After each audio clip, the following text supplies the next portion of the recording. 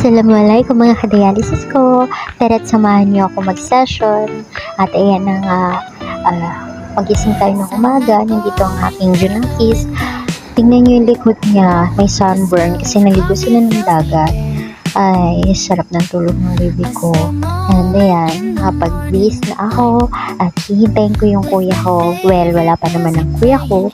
Kaya ang gagawin ko, walisan ko na lang muna yung labas.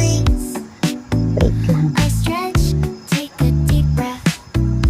Nagmamaganda muna tayo. Char. Pink na pink tayo for today's video. At ayan, samahan niyo ako magwalis. Walisan natin yung kalat natin dito.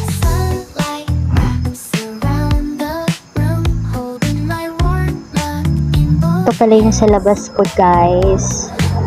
Dalawa yan, cortina at saka net, kasi para talaga hindi ako naiinitan masyado kasi tutok na tutok yung araw sa akin. Ayan na. Diba? Pink na pink tayo for today's video. Thank you sa aking aura. Binigay yan lahat ng kasamahan ko sa dialysis, yung asawa niya. Thank you dito, Ina. Tinatawag ko siyang Ina kasi matatanda na rin sila. Ayan. Kunin ko yung walis. Kahit nahihirapan talaga akong gumalaw, pero masyado kong pinipilit yung sarili ko maging normal. Kasi ayokong sanayin yung sarili ko na mahina. Ayan. Hihihihi.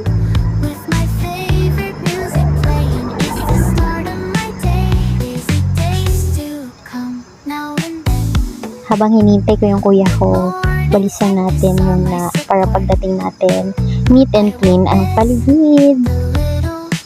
Yan. Pero ilalagay lang natin muna dyan sa kabila. I-set aside natin kasi merong nagwawalis talaga everyday dito sa amin. Tapos sila na bahalang kumuha niyan. Wala kasing trash bin, kaya dyan ko na lang pinatapon minsan yung mga plastic, diba?